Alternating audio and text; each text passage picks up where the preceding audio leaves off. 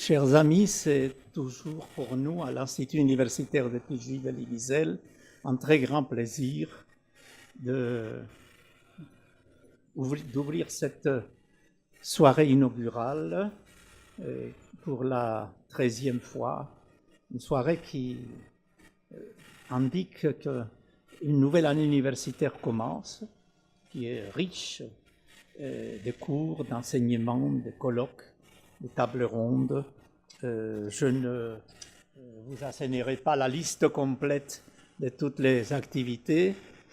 Signalons donc simplement cette rencontre-débat du mardi 28 novembre sur le savoir et la haine, 2 millénaires d'antijudaïsme, la leçon sur l'esprit de la Kabbale par Julien Darmon, ou encore la leçon d'ouverture, les génies du judaïsme, le peuple du livre et de la parole par le grand rabbin Chaim Korsia, le lundi 20 novembre.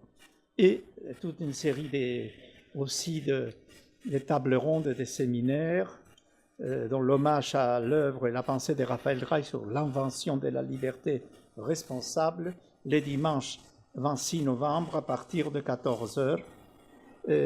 Pour ceux qui s'intéressent aussi aux enseignements, vous pouvez trouver la totalité de ces enseignements dans la brochure de l'Institut, et pour les activités de l'espace culturel universitaire juif d'Europe, aussi dans la brochure de l'espace qui vous donne un aperçu des activités non seulement culturelles mais aussi artistiques et littéraires. Je vois dans la salle de nombreux visages connus. Je ne voudrais pas donc oublier quelques-uns, donc je préfère ne pas saluer quelques-uns en oubliant quelques autres, ce qui pourrait être dans d'autres occasions, par exemple à l'ONU, une sorte de casus belli. Donc plutôt vous dire combien nous sommes heureux de vous compter parmi nous. Je parle à mon nom, au nom aussi du directeur fondateur de l'Institut, Rafi Marciano, qui n'est pas présent aujourd'hui pour des raisons familiales, au nom du directeur de l'Université numérique des études juives, Gadi Bdi, qui est présent avec nous, et de Jean-François Strouf, notre directeur des programmes et des projets, et au nom de notre président fondateur, Edmond Elalouf, qui est présent pour la 13e fois à cette occasion. Alors, commenter, raconter, témoigner, le triple fil de la transmission, c'est, comme le disait un philosophe de Strasbourg, Olivier Reboul, c'est le thème central de la pensée juive, donc l'égale humanité, la nécessité de la communication entre les générations et partant donc de la communication entre les aînés et leurs successeurs. Pour parler d'un thème qui est au cœur du monde contemporain, comme l'avait signalé déjà Eliane Amado Levi Valenci, il est important donc d'avoir une approche à la fois philosophique, exégétique, philosophique, c'est-à-dire sensible à la pensée contemporaine, mais aussi exégétique, sensible à la pensée juive dans son versant biblique, dans son versant talmudique. Et Daniel Epstein, docteur en philosophie, qui est professeur à l'Institut psychanalytique de Tel Aviv. Oui, il existe un Institut psychanalytique de Tel Aviv, et je n'ai pas besoin de vous dire qu'il est le premier institut psychanalytique du Proche-Orient. Vous me direz que ce n'est pas extraordinaire comme précision, mais pour les Israéliens, c'est même un des premiers instituts psychanalytiques du monde, créé d'ailleurs avant-guerre. Et aussi professeur au Collège Matan de Jérusalem. Utile de vous dire toute l'admiration que je peux porter au Collège Matan et à son corps enseignant qui a permis donc de proposer aux femmes juives contemporaines des études de très haut niveau en matière talmudique et en matière des lois juives. Alors Daniel Epstein, je ne vais pas donc aussi blesser sa sensibilité en disant que c'est aussi un des grands spécialistes en matière de pensée philosophique française contemporaine, et particulièrement de l'œuvre d'un auteur juif qui, autrefois, dans les années 20 et 30, était célèbre, qui aujourd'hui est méconnu, pour ne pas dire oublié, et à mon avis, à tort, c'est Léon Chestov. Et il me semble important de dire toute l'admiration que j'ai eue en écoutant Daniel Epstein nous parler de cette œuvre exceptionnelle, et de dire qu'un des objectifs de la pensée juive contemporaine, c'est aussi de sortir de l'occultation des sources, de l'oubli des racines. Et c'est dans ce sens-là que la présence de Daniel Epstein est pour nous un motif de très grande satisfaction. Alors, sans plus tarder, je donnerai la parole à notre ami Daniel Epstein, en vous précisant évidemment qu'il s'agit d'une leçon, comme c'est le cas dans toutes les leçons inaugurales de notre institut, elles ne sont pas suivies d'un débat. Nous avons tout au long de l'année des débats acharnés, et parfois avec des questions fleuves, mais cette fois-ci, nous laissons la parole à notre orateur qui est venu de loin, et nous le remercions beaucoup parce qu'il est venu de Jérusalem. Et vous me direz qu'aujourd'hui, on est bien placé beaucoup plus facilement de Jérusalem que de Bagdad ou de Damas. Bon, mais toujours est-il que sa présence parmi nous est une source de très grande satisfaction, et je lui laisse avec plaisir la parole. Merci. Merci. Mesdames, Messieurs, chers amis, je vois des visages amis ici dans l'assistance. Deux précisions. J'aime beaucoup la précision, et c'est pourquoi d'ailleurs, contrairement à mon habitude, dans mon enseignement, j'ai décidé de rédiger cette intervention, cette réflexion. Et donc, deux précisions préalables. La première, c'est qu'une petite erreur s'est glissée dans la présentation, c'est que je ne suis pas docteur en philosophie. J'ai une maîtrise de philosophie, mais j'ai quitté l'université il y a très longtemps, très longtemps, pour faire mon aliyah en Israël en 1970. Et donc, je n'enseigne pas, en dehors de l'institut psychanalytique, je n'enseigne pas dans des institutions universitaires.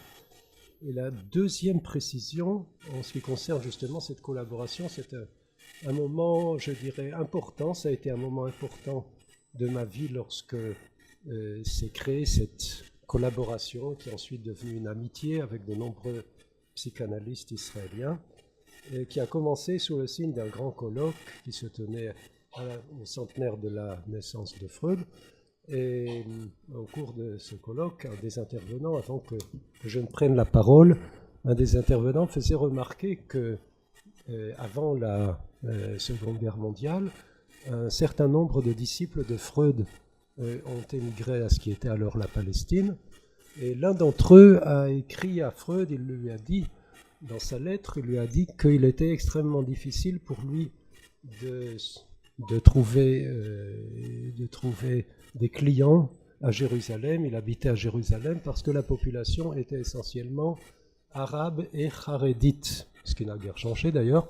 Et il disait ni les uns ni les autres ne se soucient de psychanalyse.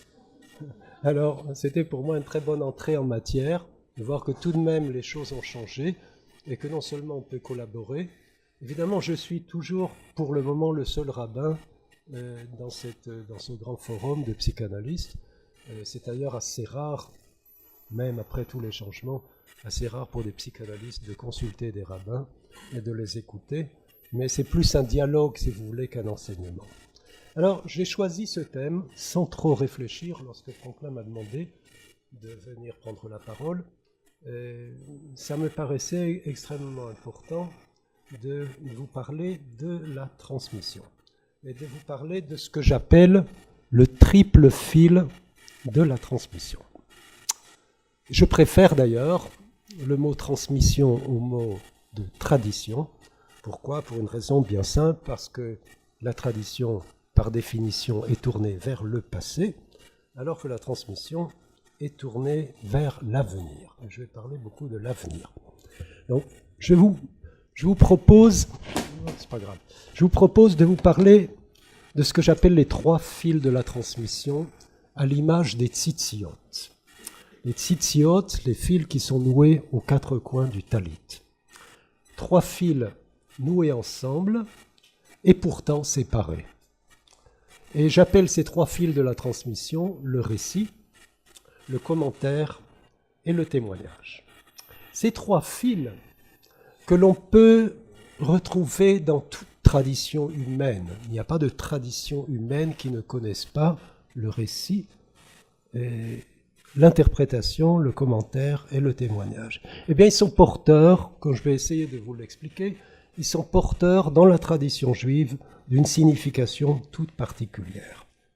Chacun de ces 3 fils a une histoire et a été tressé par d'innombrables auteurs. Ceux-ci se nomment en hébreu les Talmidei Chachamim. C'est un terme que j'aime traduire comme les apprentis sages, ou mieux encore les apprentissages. Rappelons que le nom de chaque traité du Talmud est appelé en hébreu une Maseret. Or, le sens original du mot Maseret, cela signifie le métier à tisser, ce qui justifie mon jeu de mots, apprendre, apprentissage. Et nous allons ensemble, c'est une sorte de réflexion préliminaire, nous allons ensemble, vous êtes assis à m'écouter, mais enfin on va faire un travail dans notre esprit, dans notre cœur. On va essayer ce soir un tout petit peu de tisser les fils de la transmission. Et si l'exercice est réussi et vous convainc, alors on pourra tous, hommes et femmes d'ailleurs, c'est très discuté en Israël, nous envelopper d'un talit. Vous savez que ça fait beaucoup de bruit autour du kotel, les femmes avec le talit, mais symboliquement, on aura tous ce soir un talit qui sera frais de récits, de commentaires et de témoignages. Je me posais la question en préparant cette réflexion de ce soir, je me demandais au nom de qui exactement je vais parler. Parce que bien sûr, je vais parler en mon nom propre. Mon nom propre, je le dis très brièvement, il ne s'agit pas des titres que je porte, mais tout simplement d'abord des fils de mon origine. Je suis juif né en Suisse, dans un camp de réfugiés pendant la guerre, de père d'origine russe et de mère d'origine allemande.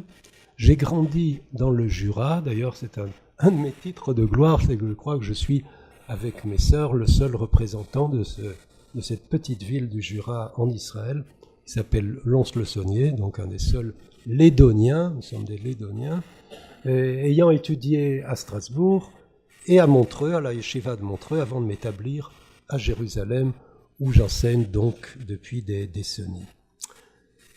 C'est important, cela, ce point, de toute façon ça se reflètera dans ce que je vais vous dire, tous ces fils familiaux, mais cela pour vous dire que je ne parlerai pas ici en tant que spécialiste, en tant qu'historien, que je ne suis pas, en tant que spécialiste du judaïsme, ni même d'ailleurs en tant que philosophe, mais plutôt, ça me paraît important de le formuler de cette façon, je vous parlerai en tant que porteur de multiples voix qui donnent à ma propre voix sa tonalité propre. Chacun des fils de notre talit est tressé par d'innombrables générations dispersées aux 4 coins du globe et qui forment la ligne, je dirais, d'une sorte de partition musicale infinie. Rappelons que lorsque nous embrassons les tzitziot, nous prononçons les mots Shema Israël. C'est quand même assez remarquable. Pourquoi ? Parce que les tzitziot sont donnés à la vue, sont donnés à être vus. Uroitemoto, on dit dans cette paracha des Tzitziot, vous le verrez. Et pourtant, les mots que l'on prononce en embrassant les Tzitziot, c'est Shema Israël. Écoute Israël. Donc, c'est une certaine façon de dire que ce que l'on peut comprendre, c'est ce qu'on écoute, c'est ce qu'on entend et pas ce qu'on voit. Ce sont les voix multiples d'Israël qui veulent se faire entendre dans ma voix à moi. Et en effet, dès que m'est venu à l'esprit le thème de ce soir, de multiples voix se sont pressées en moi. Les voix des sages du Midrash, des maîtres de la Chassidoute, les voix des maîtres et témoins de notre génération, bien sûr Emmanuel Levinas, Elie Wiesel, Primo Levi, Eti Ilsum, et tant d'autres que j'aimerais vous faire entendre. Puissiez-vous, c'est ma prière pour commencer cette étude, puissiez-vous être sensibles à leur présence à eux qui vivent en moi et me portent. Mon premier fil est celui du récit. Le récit se nomme en hébreu Sipour, avant de devenir dans le Talmud la Haggadah. La Haggadah talmudique. Et puis, bien plus tard, il y aura les Sipurei Maasiyot, les histoires chassidiques. Le mot Sipour, qui a donné le mot Sefer, le livre, et le mot Sofer, le scribe, mais c'est aussi en hébreu moderne un Sofer, c'est un écrivain. Ce n'est d'ailleurs pas un hasard. Je réfléchis souvent, parce que c'est ma langue maintenant quotidienne, l'hébreu, et ma langue d'enseignement, même d'écriture, je réfléchis souvent au sort de la langue hébraïque moderne, qui a repris ses racines anciennes. Ça fait réfléchir le fait que celui qui écrit la Torah s'appelle Sofer, et l'écrivain moderne, quelles que soient ses opinions, il peut être complètement athée, il peut même s'opposer à la tradition ou la tourner en dérision, il sera lui aussi appelé un Sofer. C'est quand même assez remarquable. Pourquoi ? Ça pourrait indiquer que dans une société, en partie, en tout cas en grande partie, sécularisée, ce sont souvent les écrivains, les poètes aussi, qui prennent la relève, qui nous font entendre ces voix du passé. Je pense à ce grand poète contemporain, Yehuda Amichai, qui reprenait à sa façon, évidemment, dans un tout autre contexte, un contexte souvent d'ailleurs très ironique, puisqu'il disait dans un de ses poèmes, un très beau poème de Yehuda Amichai, qui disait « Oui, on va visiter les monuments historiques, on voit le Kotel, etc. Mais j'attends le jour où on dira « Ah, vous voyez ces pierres ? Eh bien, c'est justement là où s'adosse cette vieille femme qui revient du marché. » Lorsqu'on fera plus attention à la vieille femme qui revient du marché qu'aux vieilles pierres, alors il dit, à ce moment-là, le Mashiach ne sera pas loin. Donc, le Sofer, le scribe, l'écrivain, le Sipour, dans la rédaction de la Torah, telle que la Torah nous a été donnée, eh bien le Sipour, l'histoire, le conte, précède dans la Torah l'énoncé de la loi, les mitzvot et la halacha, et c'est d'ailleurs la première question posée par Rashi dans son commentaire sur la Torah. Pourquoi la Torah, qui est un livre de mitzvot, qui vient nous indiquer, parce que c'est ça le nom, Torah en hébreu, ça signifie une indication de direction, une visée. Pourquoi la Torah qui va, en quelque sorte, orienter notre vie, eh bien pourquoi est-ce qu'elle commence par une histoire, et surtout une histoire qui ne nous concerne pas a priori en tant qu'Israël, en tant que Juif, mais une histoire qui concerne l'humanité? Pourquoi ce récit précède-t-il l'énoncé des mitzvot? Ce que Rashi ne dit pas dans sa question, mais qui saute aux yeux lorsqu'on lit le texte, c'est qu'il n'y a pas un seul récit pour dire la même chose. On raconte la création, il y a 2 chapitres qui racontent la création, et il y a des différences notables, Rashi les remarque au passage, qu'on pourrait d'ailleurs interpréter comme des contradictions entre les 2 récits. Mais ça, c'est extrêmement caractéristique du récit de notre tradition. Il y a un verset qu'Emmanuel Levinas aimait rappeler, un verset des psaumes, de Tehillim, qui dit « Achat diber Elohim Dieu a dit une chose, Shtaim zu shamati. C'est très juif ça. Hein? Dieu a dit une chose, nous avons entendu deux choses. Quand il dit une chose, on entend toujours deux choses. Hein? Je pense souvent que c'est tout simplement dû au fait qu'on a deux oreilles, et c'est uniquement parce qu'on a deux oreilles qu'on peut s'équilibrer, parce que le mot ozen, souvent je ferai la réflexion au cours de cette soirée sur des termes hébraïques. Hein? C'est très intéressant que le mot ozen en hébreu a donné moznaim, la balance. Il faut trouver la balance. Hein? Et c'est très important qu'il y ait toujours plus d'un seul récit. Une belle question posée par les sages qui dit « Oui, mais les récits se transmettent, et de qui, Abraham, qui est né d'une famille idolâtre, de qui a-t-il reçu son récit, lui? Comment est-ce qu'il l'a entendu ?» Alors les sages disent « Il ne l'a pas entendu avec ses oreilles, puisqu'il n'avait pas de maître. Il n'avait pas de rabbin qui lui a enseigné la Torah, donc, mais il devait quand même le recevoir de quelque part. » Alors c'est une belle idée qu'ils ont eue, ils ont dit « Oui, Shtei Kiliotav, les deux reins d'Abraham sont devenus comme deux rabbins et lui ont enseigné la Torah. Shtei Kiliotav naasulo comme shnei rabbanim. Et lui ont dit la Torah. C'est beau, pourquoi est-ce qu'il faut deux rabbins? Pourquoi il faut deux récits? Il y a deux récits, donc il faut deux rabbins pour les raconter. Mais pourquoi ça ne suffit pas un seul?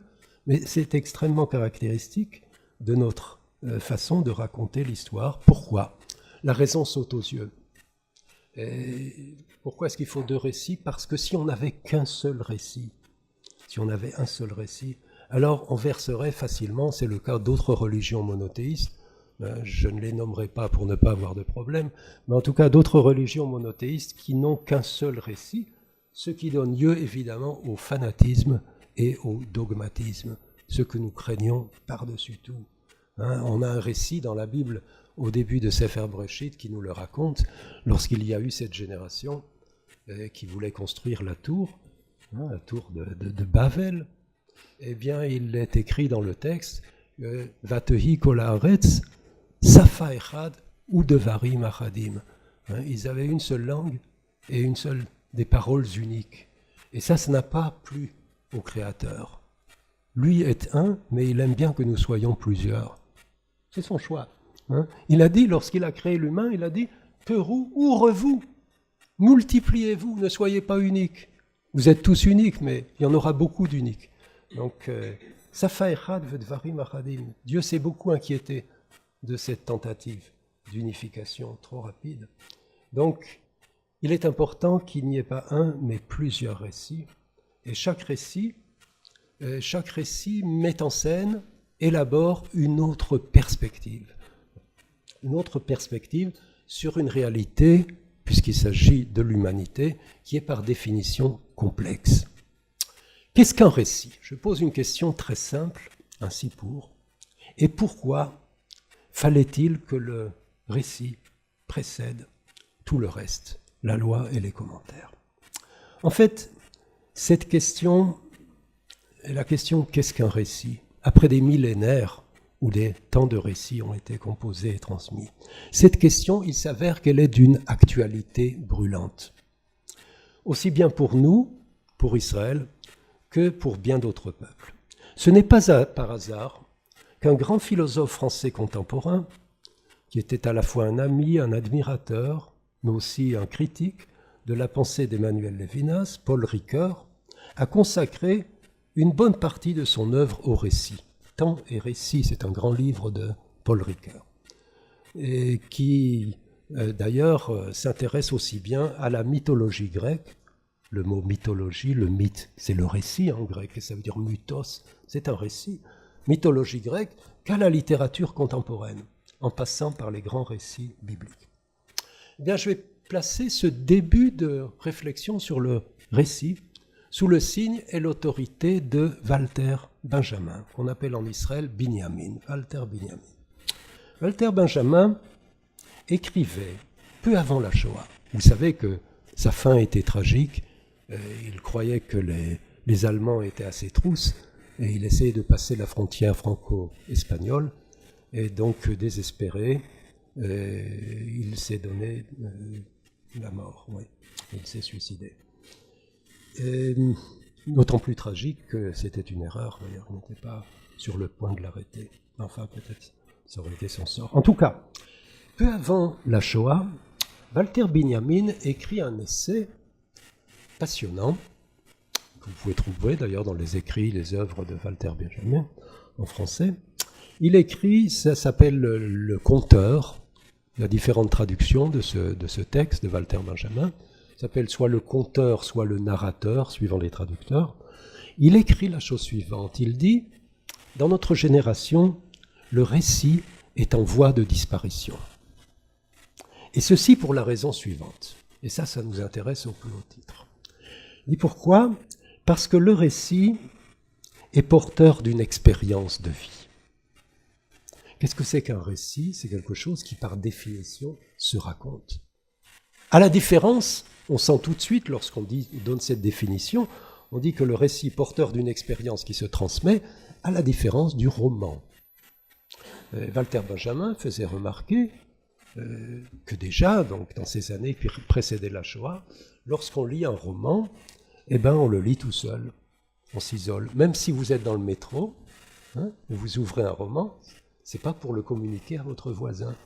Et si votre voisin, mais ça ne se fait pas à Paris, se penche, à Jérusalem ça se fait beaucoup, si vous ouvrez un livre, quel que soit le journal, etc., on finira par vous le prendre. Mais ici ça ne se fait pas, et si vous demande « mais qu'est-ce que vous êtes en train de lire ?» vous lui direz « mais monsieur, de quoi vous mêlez-vous ?» Ça c'est le roman. Le roman est déjà l'expression d'une solitude. Il est déjà l'expression d'une cassure dans les générations. Alors que le récit, lui, il transmet d'une génération à l'autre le fruit d'une expérience lentement accumulée au cours de la vie. Les réussites, les échecs, les joies, les souffrances. Et Walter Benjamin faisait remarquer que ces récits étaient élaborés.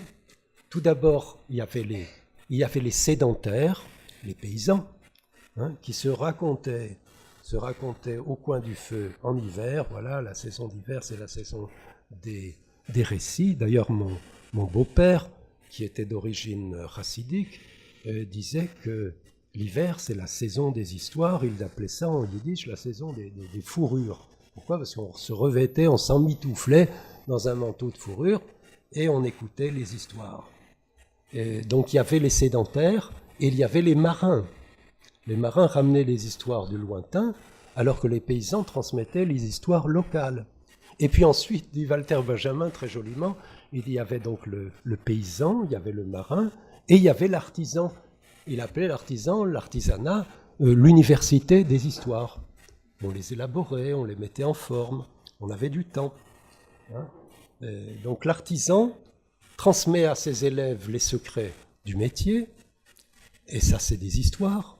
C'est comme ça qu'on peignait autrefois, c'est comme ça qu'on sculptait autrefois, c'est comme ça qu'on fabriquait les meubles autrefois. Et le maître, lui aussi, le maître est un conteur, et il raconte, le maître ce n'est pas uniquement comme on le croit aujourd'hui, un conférencier. Là, c'est déjà une déformation, je m'excuse, c'est ma profession, mais c'est une déformation du véritable enseignement d'autrefois, parce que le maître transmettait au-delà du savoir, bien au-delà du savoir, à travers le savoir, il transmettait le secret mystérieux de la vie, de son être, tel qu'il l'a lui-même recueilli, de ses propres maîtres et tel qu'il l'a interprété. Or, nous dit Benjamin, l'expérience, qui était le trésor accumulé patiemment par les générations et confié aux générations nouvelles, souvenez-vous de Pirkei Avot. Est-ce qu'il y a un plus beau texte là-dessus que Pirkei Avot, le début de Pirkei Avot, l'enseignement des sages, qui disent « Moshe kibel Torah misinaï », quel est le mot suivant ? « Umesara le Yoshua, ve Yoshua l'iskenim la nevim ». Donc, ça c'est l'expérience. L'expérience se transmet, comment est-ce que les sages ont interprété cela ? Ça se transmet, il disait, il commentait un verset de la fin de Qohélet. Ça vous donnera déjà l'esprit du passage du récit au commentaire. Et à la fin de Qohélet, il est écrit « Divrei chachamim que dorbanot ». Ce qui se traduit habituellement que les paroles des sages sont comme des aiguillons comme l'aiguillon qui oriente la vache dans le sillon pour marcher droit. Et ils traduisaient ça, ils ont beaucoup d'imagination, nos sages. Ils disaient, ne lis pas que d'Orbanot, mais Kadour Banot. Qu'est-ce que ça veut dire Kadour Banot? Le ballon lancé par les filles. Pourquoi lancé par les filles? Parce qu'ils comprenaient qu'il y avait une grande différence entre le ballon des fils et le ballon des filles. Pourquoi? Parce que le ballon des filles, c'est un jeu violent. C'est violent. Hein, et le but du ballon des garçons, football, hein, c'est tout simplement d'écraser l'équipe adverse. Hein, il y a un élément agressif qui correspond bien au banim. Mais les banotes, c'est pas agressif. Hein. Le kadour banot, le principe du ballon lancé par les filles, c'est de ne pas laisser tomber le ballon. Et c'est pourquoi, lorsque vous relirez ce passage de Pirkei Avot, vous verrez Moshe Kibel Torah Misinai, Mesaral Yoshua, Yoshua Liskenim, Skenim, l'Anshei Knesset Agdola. Il faut le lire comme on commente un match, non pas de garçons, mais de filles. Voilà, ils se sont passés le ballon. Donc ça, c'est l'expérience. L'expérience se transmet. Elle est vécue non pas comme un plaisir solitaire, ce n'est pas un plaisir solitaire, c'est une expérience collective et pas d'une seule génération, d'une génération à l'autre. Alors que l'expérience, nous dit Walter Benjamin, à notre époque, elle est battue en brèche par la culture de l'innovation. Bien avant l'invention des tablettes, le grand philosophe René Descartes parlait de tabula rasa. Il disait pour commencer à philosopher, réfléchir, il faut se débarrasser littéralement, il faut faire table rase. Il faut se débarrasser de ce qu'ont accumulé les générations précédentes. Alors on dit, lorsqu'on cite ce passage de Descartes, hein, c'est le début de ses méditations et du discours de la méthode, on dit bravo René Descartes, hein, parce qu'il nous a libérés de ce qu'on considère maintenant comme un fardeau. C'est un fardeau. Hein. La tablette, hein, la tabula rasa de nos jours, elle ne pèse pas lourd. Ça ne pèse pas lourd. Hein. Mais ça ne pèse pas lourd au figuré et dans le sens symbolique de ça ne pèse pas lourd. Pourquoi? Parce que c'est tout simplement dire on commence à nouveau. Hein. Parce que l'expérience, c'est douloureux de le dire, surtout dans une soirée comme celle-ci qui est consacrée à la transmission, douloureux de dire, de constater que l'expérience est désormais caduque, sans valeur, tournée en dérision. C'est comme une monnaie périmée. Nous vivons désormais, vous le savez tous, à l'ère de l'éphémère, où, comme le dit un philosophe qui est malheureusement assez méconnu, mais on republie ses écrits en français, le philosophe Gunther Anders, qui était le premier mari de Hannah Arendt. Tout le monde connaît bien Hannah Arendt, mais peu connaissent Gunther Anders, qui est un philosophe important. Eh bien, Gunther Anders a écrit des livres, c'est effrayant, le titre de ces deux grands ouvrages, qui s'appellent « L'obsolescence de l'homme ». Obsolescence, hein? Qu'est-ce que ça veut dire, obsolescence de l'homme? On connaît l'obsolescence des produits. Hein? On vit dans un monde où tout devient instantanément obsolète. Mais lui allait beaucoup plus loin parce qu'il pensait à la bombe atomique, hein, il pensait à la Shoah, il pensait à Hiroshima. Il parlait de l'obsolescence de l'homme. Eh bien, à cette ère de l'éphémère, tout ce qui fait notre vie, les faits et les discours, est placé sous ce signe de l'obsolescence. Ainsi, dit Gunther Anders, les produits de série sont nés pour mourir. Celui qui croit, c'est toujours Gunther Anders qui parle, celui qui croit pouvoir rendre compte de la situation actuelle en disant « ce qui est produit aujourd'hui sera jeté demain » est bien en dessous de la vérité. La vérité, c'est que la production conçoit ces produits comme les déchets de demain. Hein? On vous vend une machine à laver, une voiture, elle est programmée pour mourir, pas pour durer. Donc, il faut bien dire, dit Gunther Anders, que la production est une production de déchets. En ce sens, Gunther Anders parlera, c'est bien ça le titre de son livre, de l'obsolescence de l'homme dans une culture, mais est-ce qu'on peut appeler encore ça une culture, une inculture? où tout est programmé pour être jetable. Remarquez l'extraordinaire tournant de l'histoire humaine, hein, dans cette vision terrifiante des choses. D'où la question qu'on peut adresser à Gunther Anders ou à Walter Benjamin. Est-ce que ce sombre diagnostic, est-ce qu'il est justifié? La dévaluation du récit est due à une dévaluation de l'expérience, au profit du rythme accéléré de l'information. Walter Benjamin le disait bien, il disait que le récit, donc, qui a été en quelque sorte éliminé au profit du roman, hein, on peut penser déjà à Cervantes comme le promoteur de cette nouvelle culture, le roman. Eh bien, disait Walter Benjamin, au roman a succédé l'information. C'est l'information. Et l'information, c'est le culte du nouveau. Hein, comment est-ce qu'on appelle l'information en Israël? Les chadashot. Chadashot. Qu'est-ce que c'est les chadashot? C'est des nouveautés. En fait, elles ne sont pas tellement nouvelles lorsqu'on apprend le crime d'aujourd'hui, évidemment, qui fait effacer le crime d'hier. Il s'agit toujours de la même chose, hein, des sensations, le sensationnel. Nous sommes pris dans ce flux de l'information qui fait, j'ai écrit ces choses, mais j'ai du mal à vous les lire, parce que ça fait vraiment mal au cœur de dire ça, parce que ce flux de l'information, il fait de la vérité un produit jetable après consommation. Hein, c'est ce on appelle ça à Paris les modes intellectuels. On connaissait les modes du vêtement, mais les modes intellectuels, qu'est-ce que ça veut dire? Hein? Est-ce que, pour parler de la culture européenne, est-ce qu'il y aurait une mode de Platon ou d'Aristote ou de Kant ou de Descartes? Non, mais ça précédait. Hein, ça précédait la chose. Et il y a une anecdote qui raconte que dans un cheder, ce sont les écoles traditionnelles, hein, dans le cheder, le maître enseigne la Torah en yiddish. Alors le maître arrive à la lecture de Parashat Yitro. Hein, Vaishma Yitro, Choten Moshe Kohen On.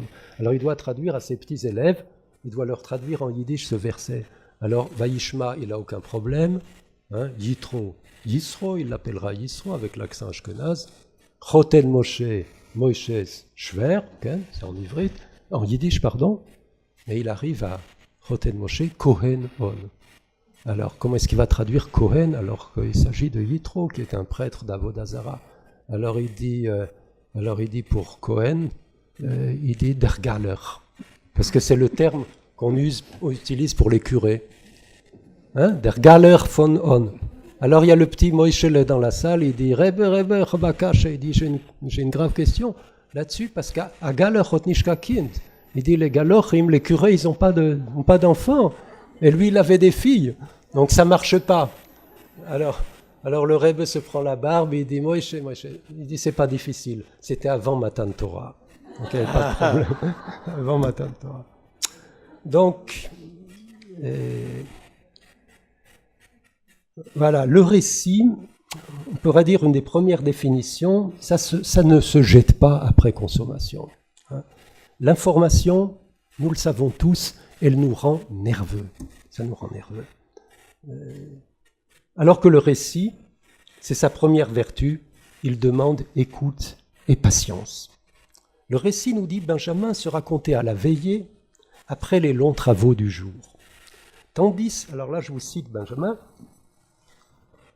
qui dit « Tandis que l'on filait, dévidait et tissait, le conteur, en miroir, filait, dévidait et tissait des histoires. » Vous voyez que la métaphore que j'ai utilisée précédemment, elle est en fait fondée dans la réalité. C'est ça qui se passait. Et en vertu, dit Benjamin, de cette disposition spéculaire, favorable à l'écoute et à la communion des esprits, la mémoire collective s'entretissait. C'est magnifique cette expression de Walter Benjamin. La mémoire collective s'entretissait. Et on pourrait dire, en utilisant l'image de Walter Benjamin, que toute notre tradition, c'est un talit. Toute la tradition, c'est un talit. Le fil du récit est ainsi le fil qui noue les générations. Il repose sur la conviction que rien des générations précédentes, passées, depuis la création d'Adam et de Chava, rien de tout cela ne nous est étranger. Rien de tout cela, c'est la conviction, mais vraiment radicalement opposée à la vérité obsolète.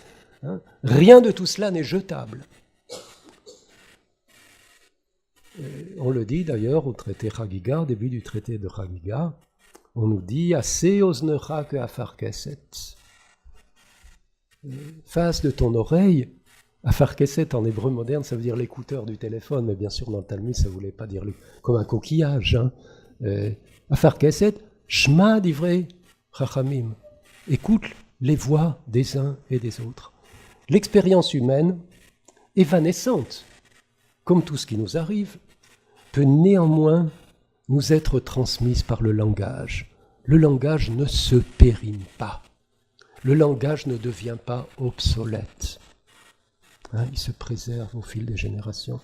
C'est d'ailleurs une des merveilles d'Israël, on peut le dire, du peuple juif, dans notre génération, de s'exprimer en hébreu. Ça veut dire quelque chose. D'ailleurs, Hannah Arendt, qui était très loin de la tradition, le disait bien, mais le disait à propos de sa langue maternelle, l'allemand, et disait « c'est ce qui nous reste ». La langue, c'est ce qui nous reste. Moi, je le dis à propos de l'hébreu. Donc, le langage peut garder non seulement des informations, il ne s'agit pas d'informations, nous dire « voilà, il y a eu un premier couple humain », ce n'est pas de ça qu'il s'agit.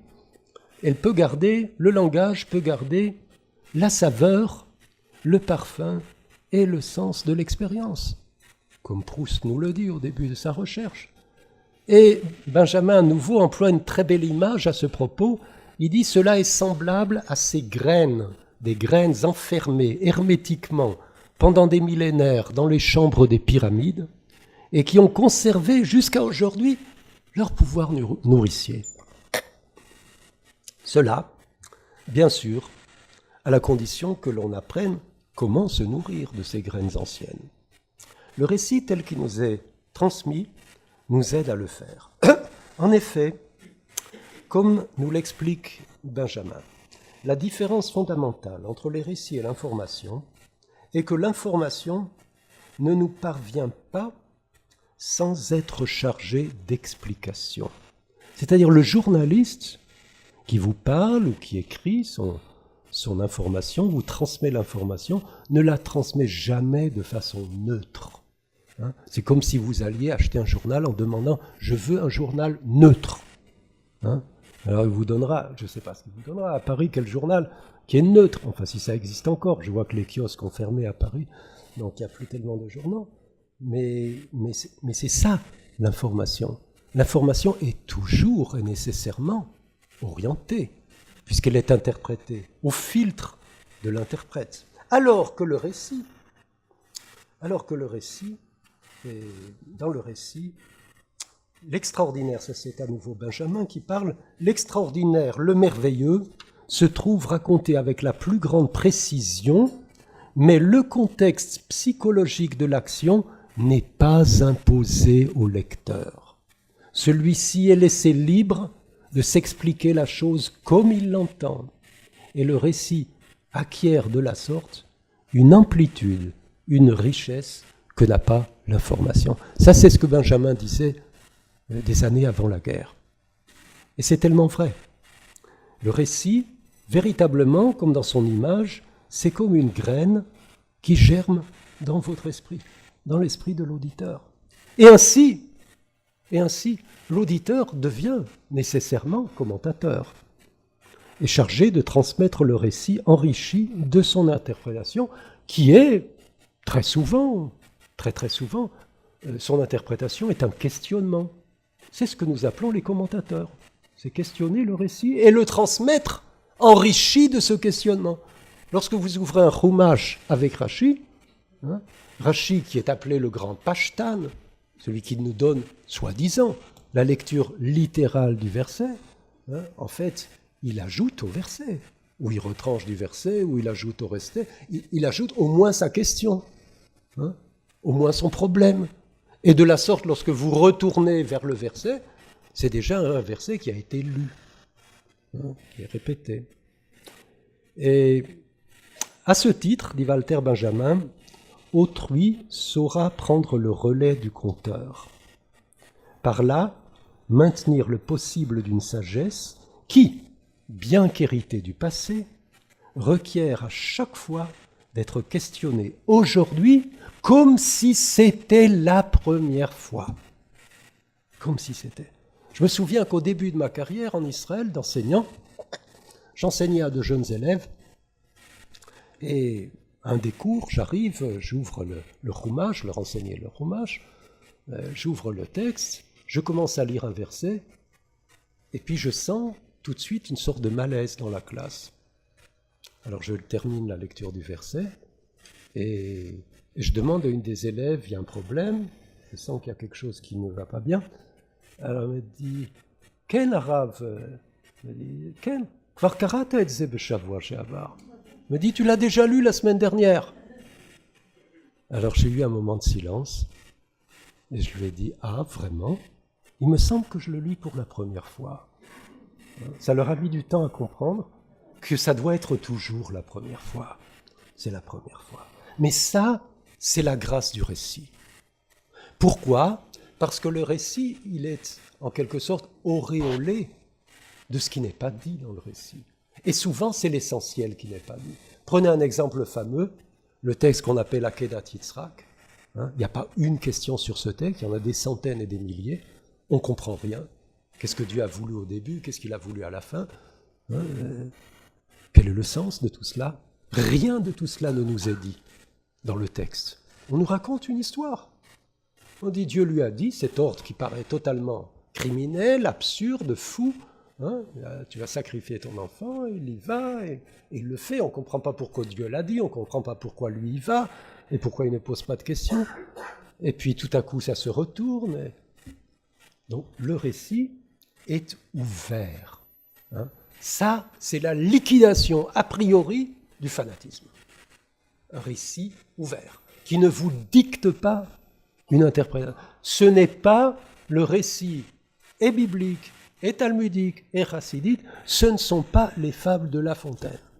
Ce pas les fables de La Fontaine. Fables de La Fontaine, ça se termine, et la morale de l'histoire. Mais qui vous a dit de donner la morale de l'histoire? Laissez-nous tranquilles. Mais pas ça, c'est une fable.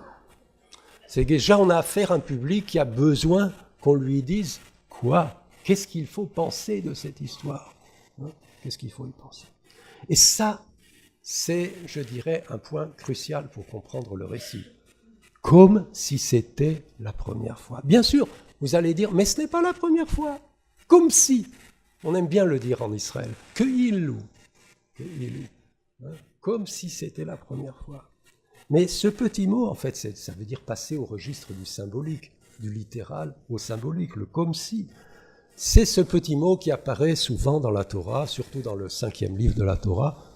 Petit mot apparemment banal, Hayom, Asher, Anochi, Metzavra, Hayom. Aujourd'hui, Rachid interprète ce petit mot d'aujourd'hui, il dit comme si c'était aujourd'hui. Ça demande évidemment, c'est un exercice, autant qu'un exercice de pensée, c'est un exercice d'imagination et c'est un exercice de sensibilité. Le grand philosophe juif français, Vladimir Jankélévitch, disait toujours, tous les ans, il y a la même scène qui se produit chez nous. Ma femme ouvre la fenêtre, elle dit ah Vladimir, il y a le premier bourgeon à la fenêtre. Ah, il dit c'est vrai, il faut que je vérifie ça, que j'aille voir. Ah oui, le printemps a commencé. Il dit mais je l'ai dit tous les ans. Et c'est comme si c'était la première fois. C'est-à-dire nous en sommes capables. Notre sensibilité à condition qu'on la laisse vivre, qu'on ne l'écrase pas à force de commentaires. Et surtout pas cette attitude en quelque sorte blasée de dire mais tu l'as déjà vu 1000 fois Vladimir, ce bourgeon. Non, c'est la première fois que je le vois avec ces yeux-là, de cette façon. Eh bien, hier, c'est ça finalement qu'il y a derrière cette comme si c'était la première fois. Ça veut dire que il y a hier et il y a aujourd'hui, et hier et aujourd'hui communiquent à travers nous. Ça veut dire aussi, c'est une proposition qui nous amène loin, ça veut dire que les morts, ceux qu'on appelle des morts, ont encore bien des choses à nous apprendre. Nos morts sont bien vivants. Je me souviens d'un talmudiste qui était mon maître à la yeshiva de Montreux. Il était un vieux rabbin qui venait de Russie, qui avait traversé la Shoah. Et c'est lui donc qui m'a enseigné pour la première fois le Talmud. Et il faisait son cours en yiddish. Donc, je dis toujours en m'amusant, je suis arrivé à la yeshiva de Montreux, je voulais comprendre l'araméen du Talmud et j'ai appris le yiddish. Et c'est ça qui m'a permis de comprendre l'araméen. Alors ce maître, lorsqu'il y avait une difficulté dans un passage du Talmud, il avait une barbe bien plus longue que la mienne, il prenait les deux extrémités de sa barbe dans les mains et puis il disait en yiddish cette phrase magnifique, il disait « Vos sok traché », c'est-à-dire « Que me dit Rashi ?» Alors j'avais l'impression, moi qui venais de Strasbourg, du lycée, je me disais, mais à qui est-ce qu'il parle, cet homme, il est en train de lui parler, d'une conversation téléphonique avec Rashi. Et puis après quelques minutes de réflexion, il dit, comme s'il approuvait la réponse, il dit, oui, c'est ça que Rashi nous a dit, ça c'est ce qu'il nous a dit. Ça veut dire, ça signifie que la bouche des morts, ça c'est une affirmation déjà du Talmud, la bouche des morts n'est pas close à jamais. On dit que lorsqu'on répète un de leurs enseignements, et forcément on y ajoute d'une autre, alors à ce moment-là, leurs lèvres se décèlent dans la tombe. Dovev sifte yoshenim. Les grands récits, pour nous les grands récits, c'est d'abord le récit de la création, de la sortie de l'esclavage et des années d'errance dans le désert. On peut se demander, nous parle-t-il vraiment de choses passées, de déchets, de choses désuètes, de superstitions ou de rêves? Ou bien sont-ils comme une source jaillissante, comme une manne qui ne cesse de nous nourrir? Il y a une très belle chose qui est dite dans la Torah à propos de la manne, dans le 2e livre de la Torah. On nous dit que la manne, c'était un aliment qui ne pouvait pas se conserver. Le soleil le faisait fondre. Ceux qui ont voulu le conserver, ils n'avaient rien ne leur restait. Et pourtant, Dieu donne l'ordre à Moïse, il lui dit, prends un flacon de manne, tzintzen et manne, et garde un peu de manne dans le flacon, pour qu'ils s'en souviennent dans les générations à venir. Alors voilà une des questions qui se posent aux interprètes. Et comment on peut conserver quelque chose qui disparaît le même jour? Eh bien, la réponse est la parole humaine. Voilà, les paroles que j'ai prononcées jusqu'à maintenant, depuis le début de mon explication, elles ont déjà perdu, elles sont perdues. Elles sont conservées quelque part dans votre mémoire. Chacun de nous peut être ce flacon qui va les conserver. Donc, ça nous amène au 2e verset de la Torah. Il va nous dire quelque chose d'important. Le 2e verset de la Torah qui nous raconte l'émergence du monde nous dit que la terre était tohu va bohu, obscurité sur la face de l'abîme, et l'esprit d'Élohim effleurait la face des eaux. Ce récit, qui est transmis de génération en génération, nous parle, non pas comme beaucoup d'interprètes l'ont cru, du début mythique du monde. Ce n'est pas la mythologie juive qui nous est racontée, mais d'une expérience qui peut être aussi la nôtre. Je vous explique maintenant le sens de ma proposition en disant que les récits ont une vie, que le temps n'abolit pas. Rashi explique le mot tohu vavo. Voilà, déjà, vous allez entendre maintenant ce passage qui est souvent insensible du récit aux commentaires. Rashi dit, qu'est-ce que c'est le tohu vavo? Qu'est-ce que ça veut dire, ces mots-là? Il dit, je cite Rashi, il dit, l'homme est étourdi, pris de vertige devant le vide, devant le néant. C'est-à-dire qu'il interprète le mot tohu, comme dérivé du verbe tohé en hébreu. Ani tohé, on dit en hébreu, je m'étonne, je m'étonne de telle et telle chose. Ani tohé al dvarecha, on dira, je m'étonne de ton propos. Ça c'est tohu. Avant même, ce qui est remarquable dans ce commentaire de Rashi, il s'agit du 2e verset de la Torah. Donc l'homme n'a pas encore été créé. Et Rashi dit, l'homme s'étonne, il est étourdi, il est pris de vertige devant le vide de la mer. Dans l'explication de Rashi, l'homme est présent depuis le début. Et c'est presque en des termes identiques à ceux du verset tel qu'il est lu par Rachid, que Robert Antelme, dans son livre extraordinaire « L'espèce humaine », il décrit son expérience de déporté en Allemagne. Je le cite dans son introduction, il dit « Je rapporte ici ce que j'ai vécu. L'horreur n'y est pas gigantesque. » Robert Antelme n'était pas juif, il a été déporté en tant que résistant, et donc on l'a déporté dans un camp en Allemagne, pour Français, pour Italiens. On y mourait, sans chambre à gaz. Il dit, et ça s'appelait Gandersheim, ce camp. Il dit, il n'y avait à Gandersheim ni chambre à gaz, ni crématoire. L'horreur y est obscurité, manque absolu de repères, solitude. Ce sont les termes de la Torah.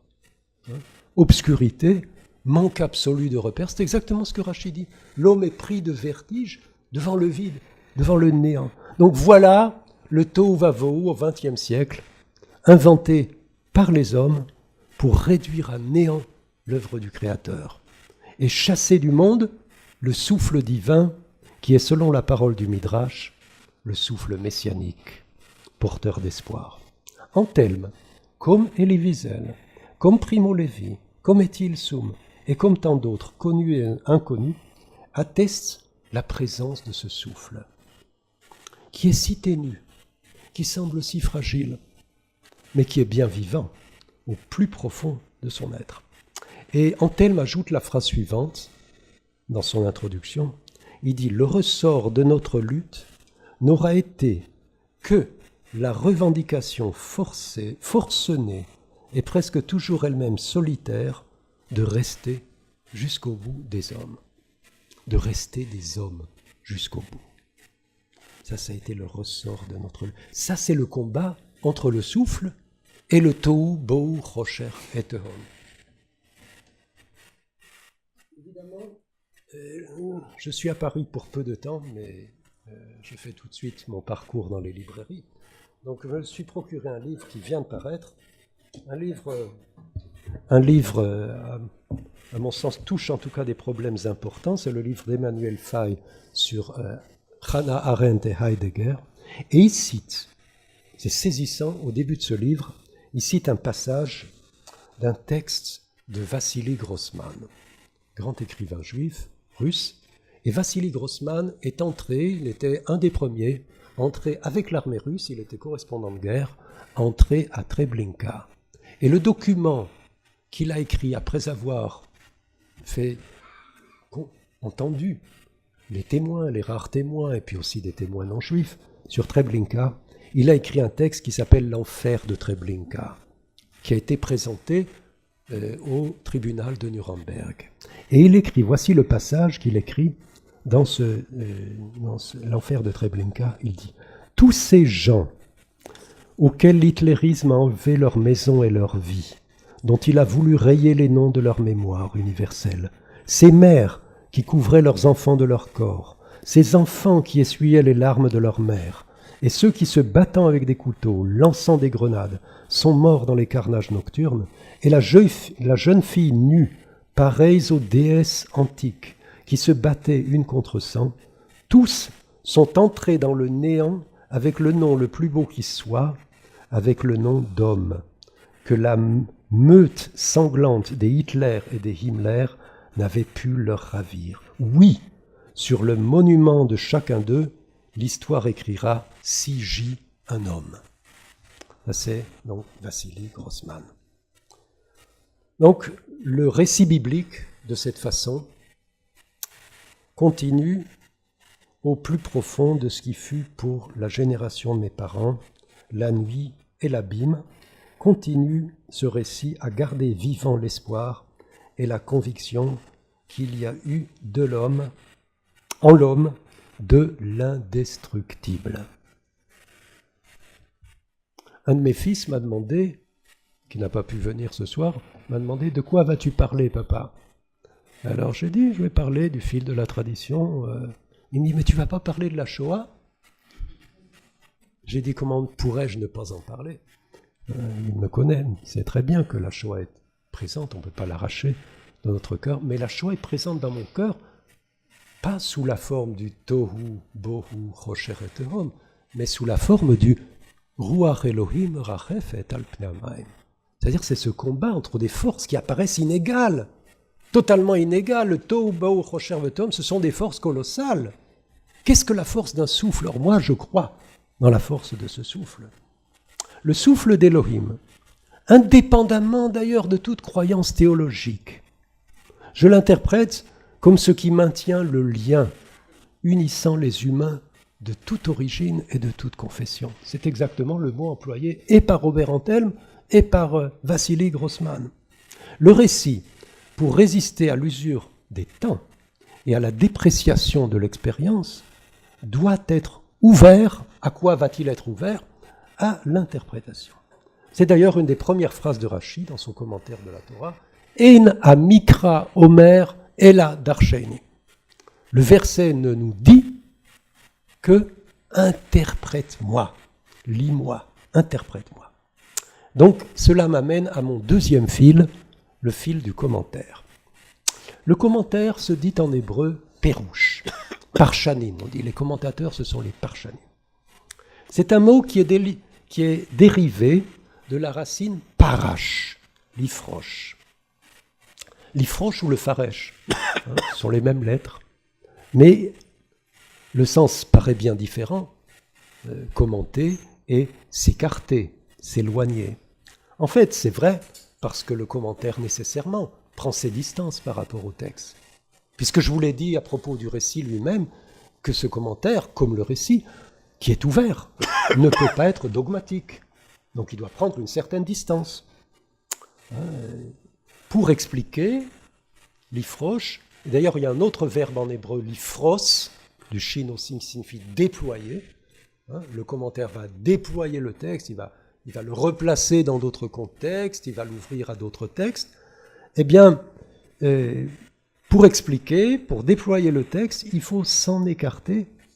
Et c'est à nouveau une nouvelle étape, si vous voulez, dans ce combat contre l'idolâtrie du texte.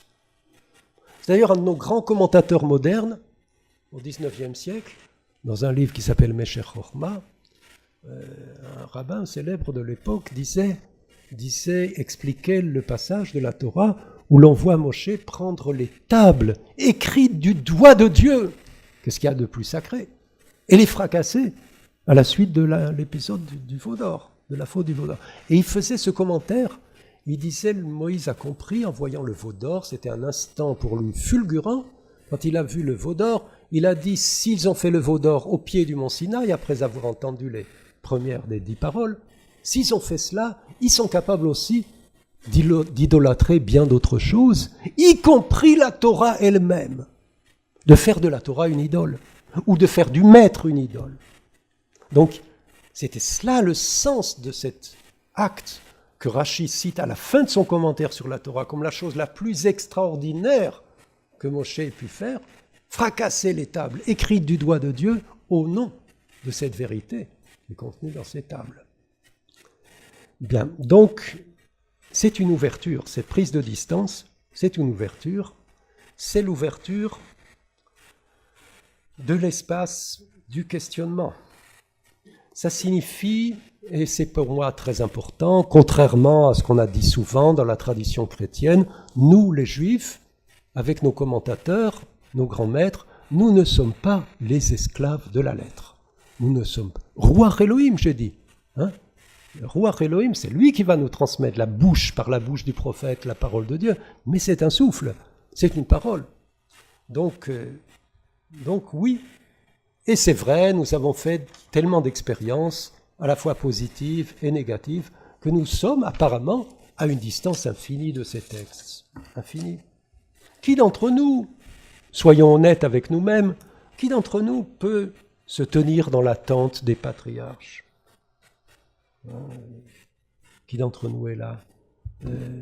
Ça me rappelle ce que m'a dit une de mes sœurs qui habitait pendant de longues années à Boston. Elle entend un rabbin dans sa synagogue, un très beau quartier américain, ouais, la ville de Boston, d'un faubourg de Boston, donc chacun avec sa très belle maison et tout, et ses multiples voitures. Donc elle entend ce rabbin qui s'adresse à la communauté à l'époque de Sukkot, pendant la fête de Sukkot. Il dit, nous les Juifs qui sommes habitués à vivre dans des cabanes. Et tout. Alors elle le regardait, elle dit, mais à quoi il pense exactement? Qu'est-ce qu'il pense? Donc on n'est pas là, on n'en est pas là. Hein? Qui d'entre nous peut s'imaginer participer à ce repas offert par Abraham dans le désert à 3 étrangers, qui n'étaient pas des étrangers, disent les commentateurs, mais qui étaient des anges, est-ce qu'on a l'habitude de recevoir des anges chez nous et de leur servir un repas? Qui d'entre nous a entendu le rire de Sarah, les pleurs de Hagar? Eh bien, le commentateur, capable de tresser ce deuxième fil, le fil de l'interprétation, il doit pouvoir ressusciter les instants les plus infimes, ce que Vladimir Jankénevitch appelait le je ne sais quoi, le presque rien. Un exemple. Je vous donne un exemple qui me paraît, c'est magnifique cet exemple, qui est d'ailleurs très peu remarqué, au chapitre 24, verset 4 de Bereshit, verset 64 de Bereshit. Il est question de la première rencontre entre Rebecca, venue à dos de chameau avec Eliezer et de Yitzhak. Donc vous connaissez tous cette belle histoire. Le verset 63 nous le décrit, sans vraiment le décrire. Il dit « Et Yitzhak sortit converser dans le champ à la venue de la nuit, la soir bassadée.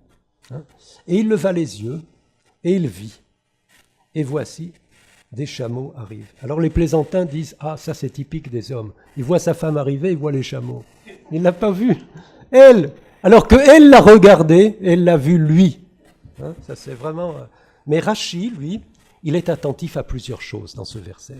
Il dit que la soir, ça ne veut pas dire ici converser. Il était seul. Avec qui il parlait? Il dit c'est une prière. Ici, Teilim, Lifnei Hashem, Yishpor Siro. La prière est appelée en hébreu une conversation avec Dieu.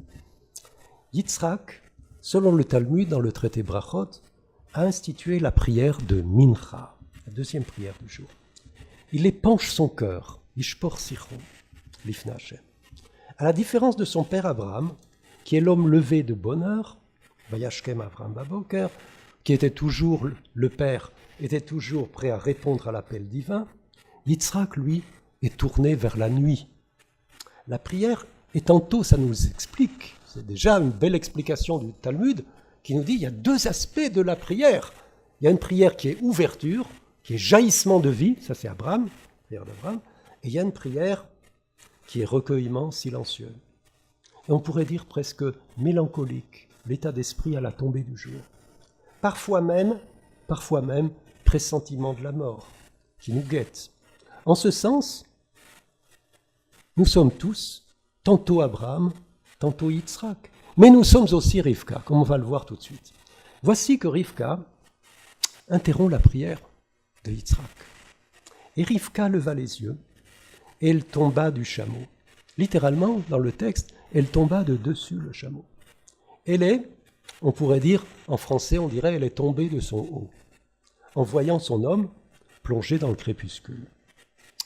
La scène est embarrassante et n'augure pas bien de leur future relation. En effet, un commentateur moderne, Hamek Davar, nous dit que Rivka, marquée, je dirais, presque traumatisée par cette première rencontre dans la nuit, n'eut jamais avec Yitzhak la relation franche que Sarah eut avec Abraham. Ce qui explique le stratagème qu'elle élabora, c'est d'ailleurs la paracha, notre paracha, pour faire passer la bénédiction d'Abraham, d'Esav à Yaakov. Mais Rashi propose une toute autre lecture. Je lis maintenant Rashi. Admirez l'art de ce commentaire. Il dit « Elle tomba, elle se laissa glisser à terre. » Comme le traduit Onkelos, « veut itre rinat », qui veut dire elle s'est penchée. Elle se pencha à terre sans arriver jusqu'au sol. Comme il est dit plus haut lorsqu'Eliezer demande à Rivka de le désaltérer, « incline ta jarre, hatina et kader », traduit par Onkelos de la même façon que le mot « vatipol », achil. De même, dit Rashi dans le livre de Samuel, deuxième livre de Samuel, à propos de la descente de Dieu sur le mont Sinaï, il est dit « et il fit pencher le ciel, vayet shamayim, vayered », et il est descendu. Eh bien voici, ce commentaire me remplit d'admiration, me paraît tout à fait symbolique de l'art du commentaire juif. Ce commentaire précise un point de détail apparemment insignifiant. Rivka serait tombée en voyant son fiancé. Peu nous en chaud aujourd'hui. Hein. Qu'est-ce qu'on va faire de cette chute? Rien du tout. Hein. Mais Rachi, oui, elle est tombée en voyant son fiancé. D'accord. Mais Rachi, je dis toujours à mes élèves israéliennes, n'oubliez jamais que Rachi était français. Hein. Et ici, on voit d'ailleurs une des belles preuves du fait que Rachi était français, parce que Rachi est galant. Hein, c'est une preuve de galanterie. Il se porte à travers les siècles à la rencontre de cette femme enfant, et avec l'aide de la traduction d'Onkelos, qui lui sert d'échelle, il transforme cette chute en un instant gracieux, semblable à l'inclinaison du bras de Rivka lorsqu'elle va servir à boire à l'étranger assoiffé. Mais Rachi fait un autre rapprochement. Rachi dit que l'inclinaison du corps de Rivka lui rappelle la descente de la Shekhinah sur le mont Sinaï. Donc Dieu ne descend pas, contrairement à ce qui est dit dans le livre de Shemot. Il ne descend pas, il incline les cieux. Et ainsi, il fait pencher le ciel vers notre cœur. La rencontre de Yitzhak et de Rivka prend ainsi le sens d'une épiphanie, c'est-à-dire une véritable révélation. Quelques versets plus loin, il est dit que Yitzhak prit Rivka pour femme et il l'aima et se consola de la mort de sa mère. Le commentaire de Rachi nous fait revivre cet instant poétique et le rapproche de l'événement de la révélation. On peut se poser la question en lisant Rachi, est-ce l'amour qui naît de l'instant, qui est une révélation divine, ou est-ce la révélation qui fait descendre le ciel en nous et ainsi nous ouvre à l'amour divin? Mais si c'était le cas, et c'est cela que le commentaire de Rachi nous suggère, ça changerait tout au sens du don de la Torah. Hein? Ça confirmerait, j'aimerais dire, cela féminiserait ce récit, hein?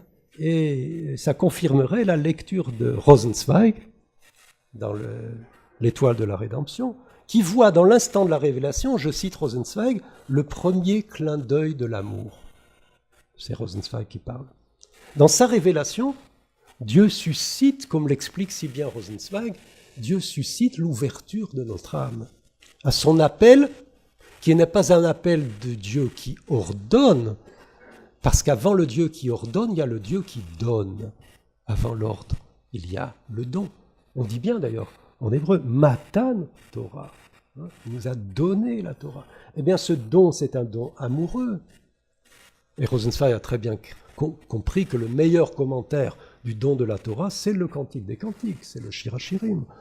Donc, c'est l'ouverture, Dieu suscite l'ouverture de notre âme à son appel amoureux et nous engage, comme dans le Cantique des Cantiques, à répondre à cette demande d'amour par l'amour. Amour du Créateur à travers ses créatures. Car comment, demande Rosenzweig, peut-on remplir l'appel divin qui nous demande de l'aimer? Comment est-ce qu'on va aimer Dieu? Eh bien, on l'aime à travers ses créatures. Aime ton prochain, car c'est ainsi que tu aimes le Créateur. Donc, si Yitzhak se portait dans sa prière à la rencontre de la nuit et de la mort, c'est Rivka qui le rappelle à la vie. N'est-ce pas le rôle sublime de nos épouses, à nous les hommes, hein? C'est un appel de vie. N'est-il pas vrai que la première femme, the first lady, comme on dit aujourd'hui, la première femme n'était pas un top modèle, mais elle était quand même un modèle parce qu'elle est appelée Chava. C'est elle qui donne la vie.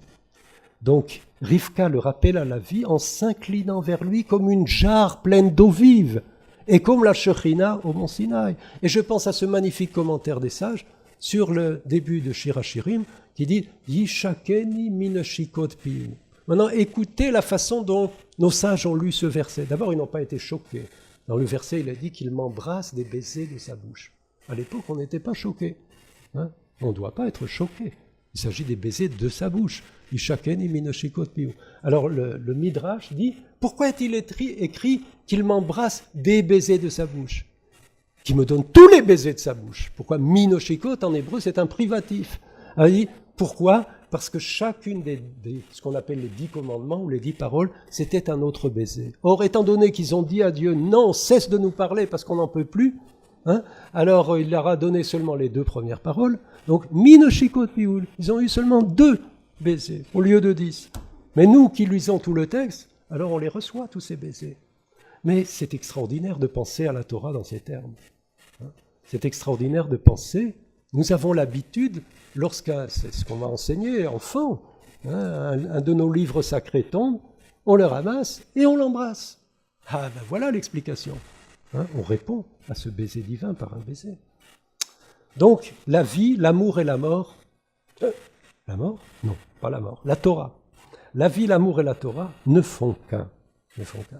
Donc, le commentateur, bien sûr, il en appelle à notre intelligence, mais il est tout autant, sinon plus, intelligence du cœur. Intelligence du cœur et œuvre d'amour. Œuvre d'amour. Véritablement, on peut dire, à propos du commentaire, avant que je passe à mon 3e fil, on peut dire que le commentaire est une œuvre de résurrection. Triat Ametim. C'est Triat Ametim. Et c'est une très belle explication de Rashi.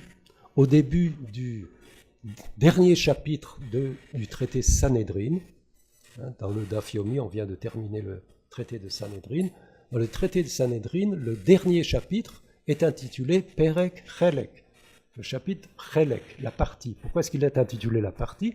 Parce que ça commence par la phrase Kol Yisrael yesh lahem chelek l'olam haba. Tout Israël, tout celui qui appartient à la communauté d'Israël, il a une part dans le monde qui vient. Et alors, c'est la Mishnah. La Mishnah continue en disant, après avoir dit tout Israël a une part au monde qui vient, il dit et voici ceux qui n'ont pas part au monde qui vient. Et qui est-ce qui n'a pas part au monde qui vient? C'est tout simplement à commencer par celui qui ne croit pas dans la résurrection des morts. Et Rashi explique, il a ce commentaire, il dit qu'est-ce que ça veut dire celui qui ne croit pas dans la résurrection du mort? Qu'est-ce que ça veut dire? Alors sachez, ça c'est une information nécessaire pour comprendre Rashi, que dans le texte de la Torah, il n'est pas question de la résurrection des morts.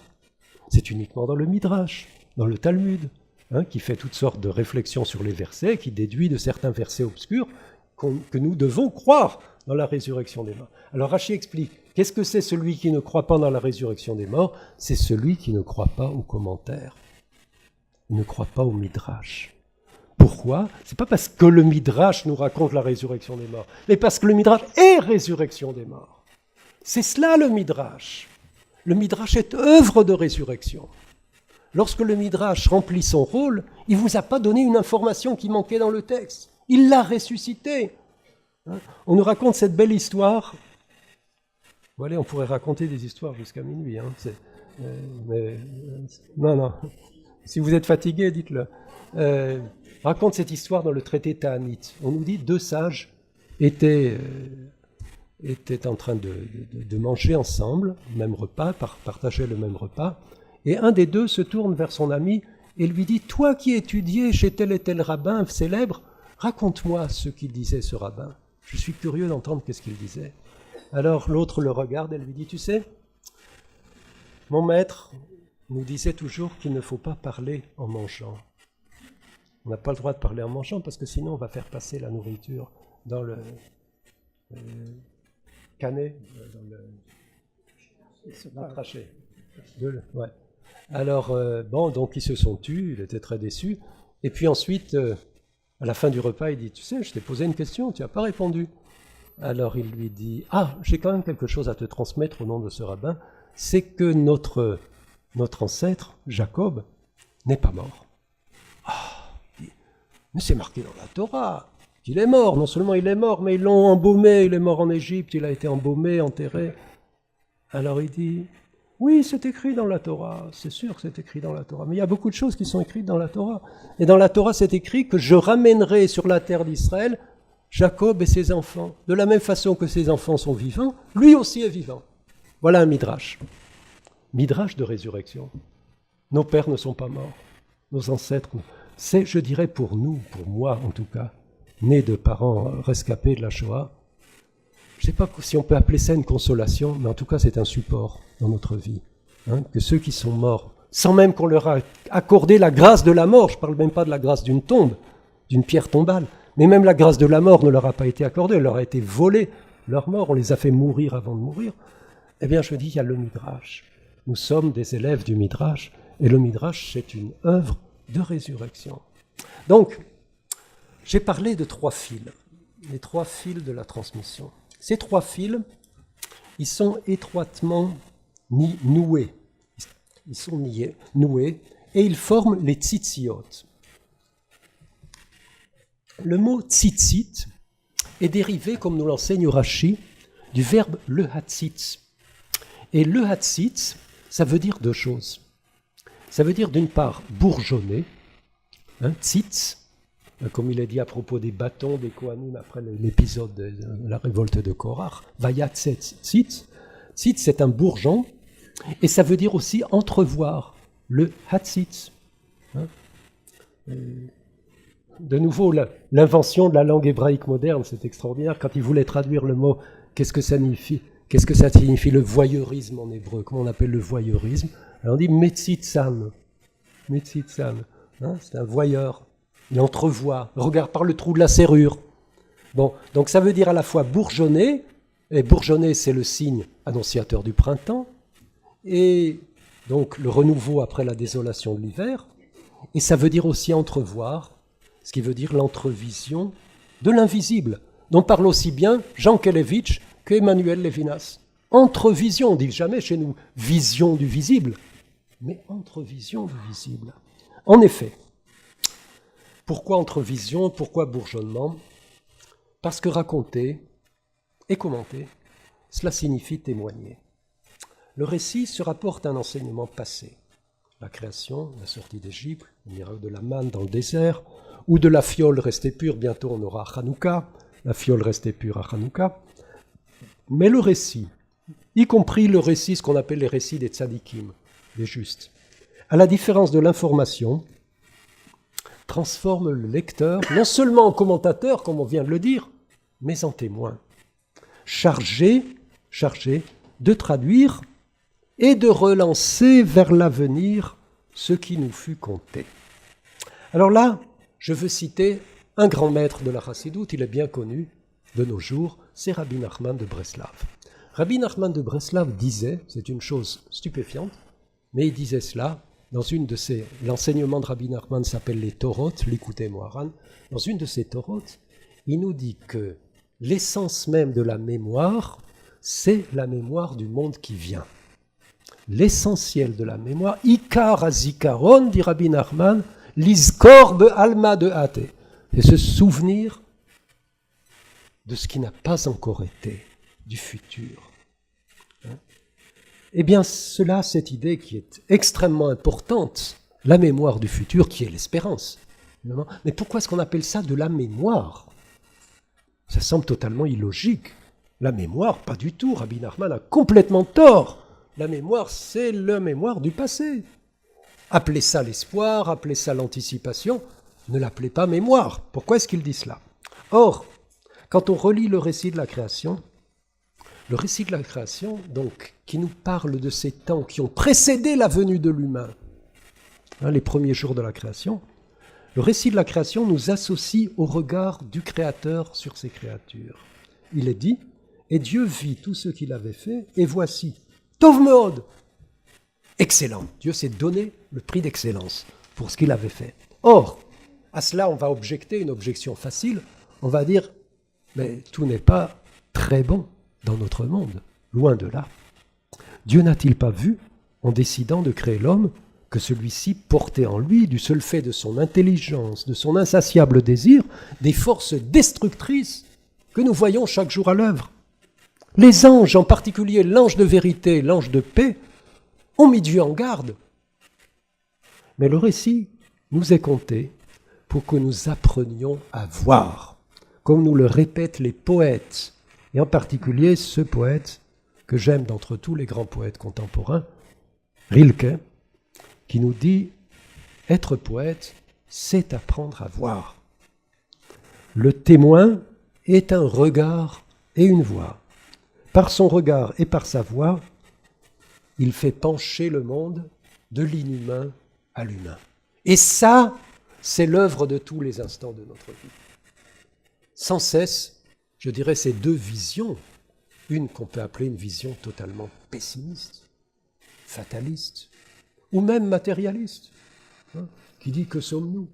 Cendres et poussière, créatures pleines de vices, de défauts, de problèmes. Or, c'est notre rôle, c'est notre tâche, à la fois de conteur, d'interprète et de témoin, de faire basculer, pencher la balance. Et pas seulement pencher la balance dans notre intelligence, en disant « bon, Dieu a décidé, et puis on accepte, etc. » Non, il s'agit de voir ce qui va justifier le Tov Me'od de Dieu. Le philosophe français, grand philosophe, Michel Serres, demande, c'est un jeu d'ailleurs qu'un de mes petits-enfants adore, c'est le jeu des contraires.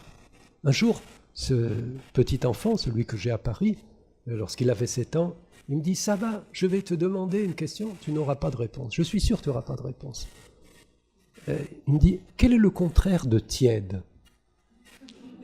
Voilà. Alors je suis resté sans voix. Et chaque fois que je le vois, il me dit « alors tu as trouvé la réponse, le contraire de tiède ?» Eh bien Michel Serres demande « quel est le contraire de la religion ?» Voilà, alors tout de suite on va répondre « quoi ? L'athéisme ? L'incroyance ? Le scepticisme ? Pas du tout. » Michel Serres dit « non, c'est pas l'athéisme. » Pourquoi ? Parce que l'athée, surtout si on pense aux grands athées que furent par exemple Nietzsche et ses disciples, l'athée il est concerné par la disparition de Dieu. Ça le travaille cette histoire. Alors que le contraire de la religion, dit Michel Serres, c'est l'indifférence. L'indifférence. Dieu, contrairement aux idoles qui ont des yeux et ne voient point, Dieu n'est pas indifférent au sort de ses créatures. Il porte sur eux à la fois un regard aimant et un regard angoissé. Les sages du Talmud, après la destruction du Second Temple, vous voyez, on n'a pas attendu la Shoah le XXe siècle, ils se sont interrogés sur le silence de Dieu. Et voici ce qu'ils nous disent dans le traité Yoma 69b. Rabbi Yoshua ben Levi enseigne « Pourquoi les sages du retour de l'exil de Babylone sont-ils appelés les hommes de la grande assemblée » Anshe Knesset Agdola. Et il dit « pas du tout à cause de leur nombre, c'est pas plus nombreux que les sages qui les ont précédés, mais à cause de leur œuvre, de ce qu'ils ont fait. Pourquoi ? Herziru Atara le Yoshna. Ils ont restitué la couronne ancienne. Ils l'ont remise à sa place, la couronne divine. Pourquoi ? Parce que Moshe, dans la Torah, avait nommé Dieu le grand, Hagadol, le puissant, Hagibor, et le redoutable, Hanora. Ce que nous disons d'ailleurs dans la prière de Shemona Esrei. Or, Jérémie, Yirmiyahu, est venu et a dit « Les étrangers dévastent son temple. Où est la crainte qu'il inspire ?» Il a cessé de dire « redoutable ». Daniel 20, pas moi le prophète, il dit « Les étrangers asservissent ses enfants. Où est sa puissance ?» Il a cessé de dire « Gibor ». Il cessèrent de dire « puissant et redoutable ». Et le Talmud demande « Mais comment est-ce qu'ils ont effacé le verset de Moïse ?» Ils ont dit « Parce que la vérité était plus importante. » Ils ne veulent pas mentir par rapport à eux-mêmes.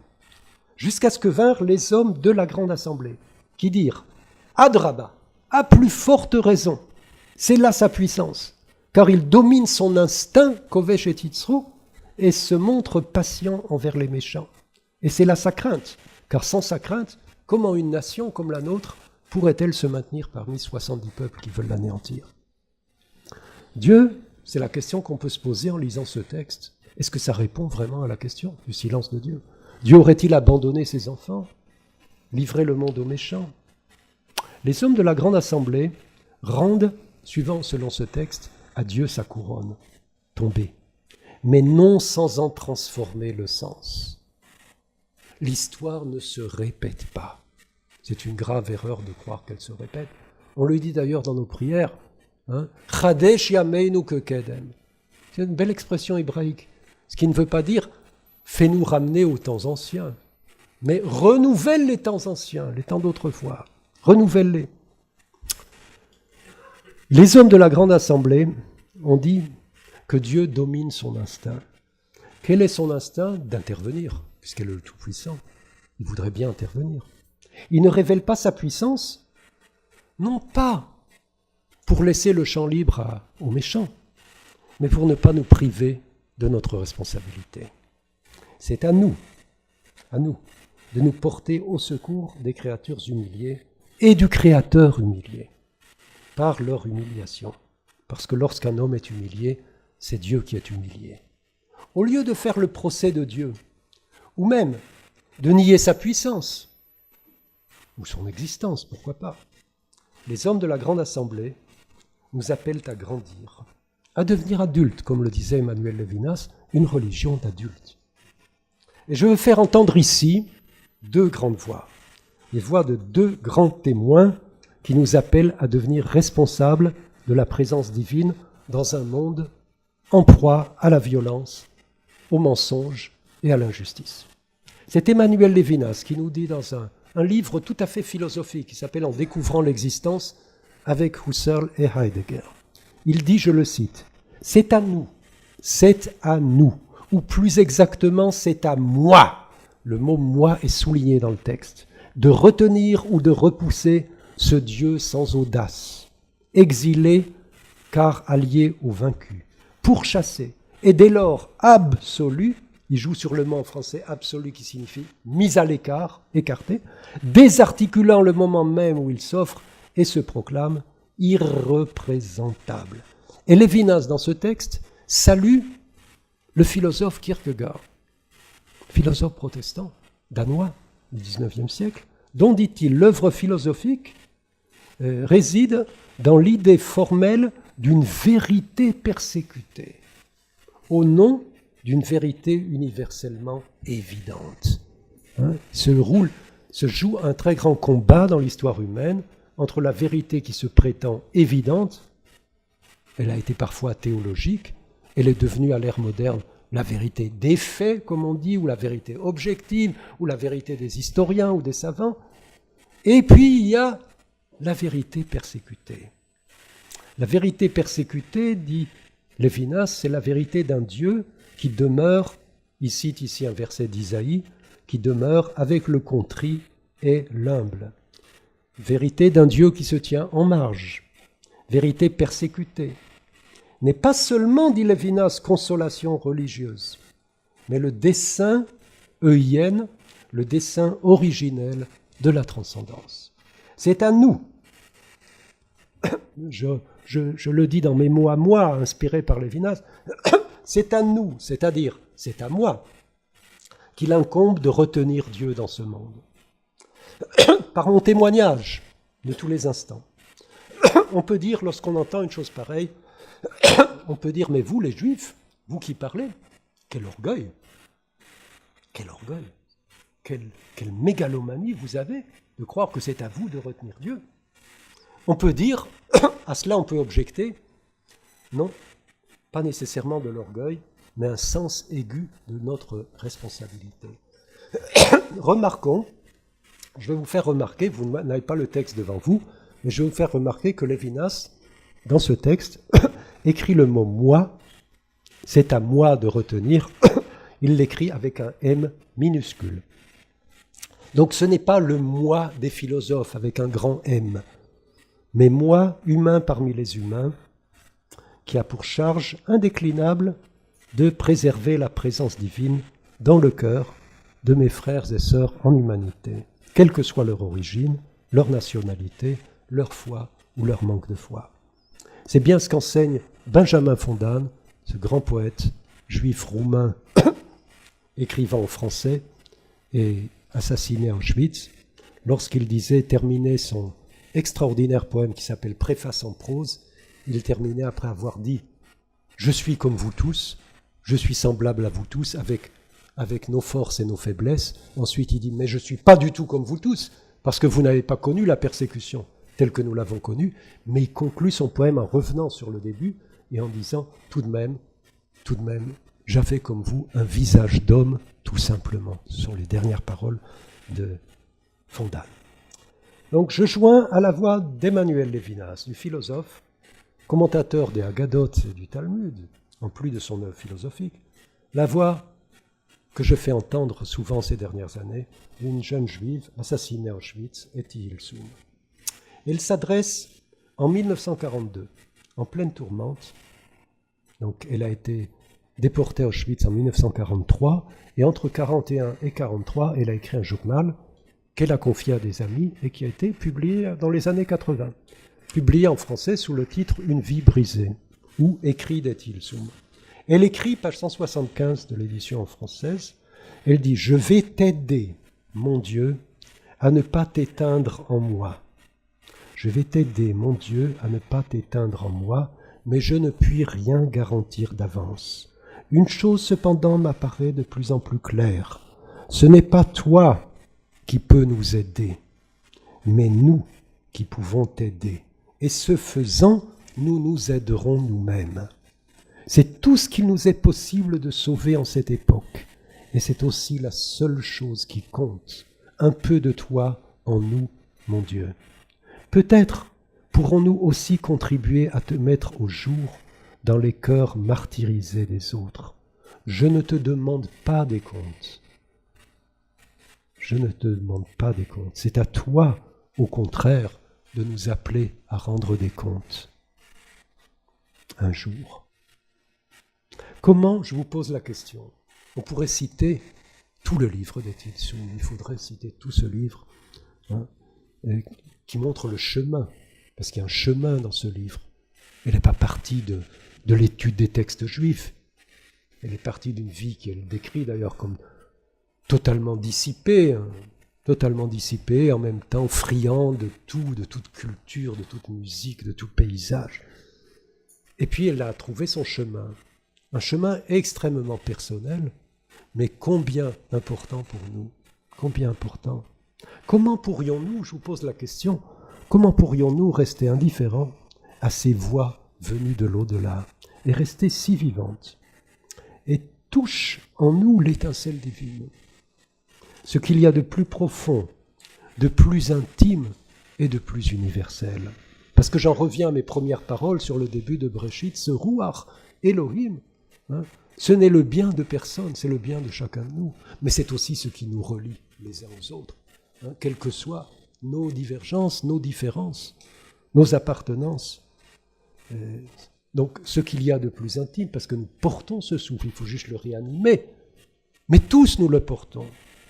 Évidemment, on peut l'étouffer, on peut ne pas vouloir l'entendre, ce Shema Israël.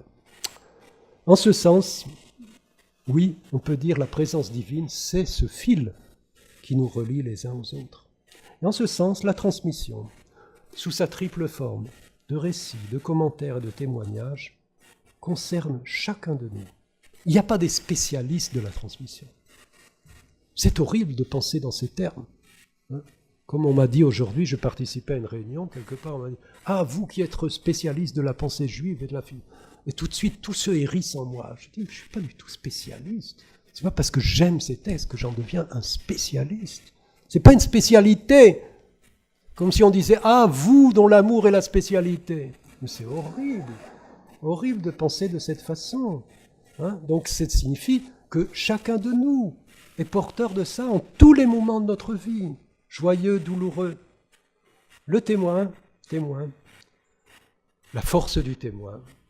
La force qui nous communique le témoin, c'est de surmonter l'abîme. Oui, il y a un abîme. C'est vrai, je peux dire qu'il y a un abîme qui nous sépare des générations passées. J'ai vécu dans cet abîme.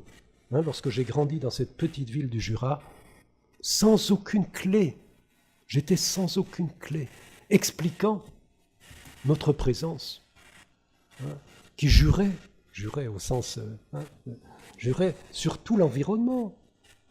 J'ai vécu dans cette petite ville de province très catholique, à 100 mètres du magasin familial, il y avait l'église, et le prêtre qui nous saluait à sa sortie d'église et qui disait à mon père, « Ah, monsieur Epstein », il l'appelait Epstein, il disait « Ah, vous êtes mon meilleur paroissien ».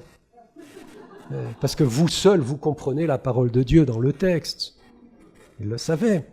Mais enfin, tout de même, je n'avais aucune clé pour déchiffrer cette énigme. Il m'a fallu de longues années, non pas pour tout comprendre, mais pour commencer à comprendre, oui, il y a une énigme, parce qu'il y a un abîme. Parce qu'il y a un abîme entre nous, ces générations passées, ces textes, leurs convictions, leur façon de croire, tout ça, c'est devenu étranger à nous. Il a fallu le reconstruire. Il faut reconstruire ça. Alors que l'on entend à nouveau, malheureusement, j'ai eu la peine à le dire, mais qu'on entend à nouveau sur la scène publique résonner les tambours de guerre, et que se réveillent les haines que l'on croyait apaisées, c'est cette parole qu'il faut à tout prix faire entendre. C'est pour elle qu'il vaut la peine de vivre et de lutter, quitte, je suis prêt à ça, à recevoir cette accusation, quitte à se faire accuser d'une extrême naïveté. Vous êtes naïf, vous n'avez pas vu que ce qui gouverne l'histoire, c'est la force et le mensonge.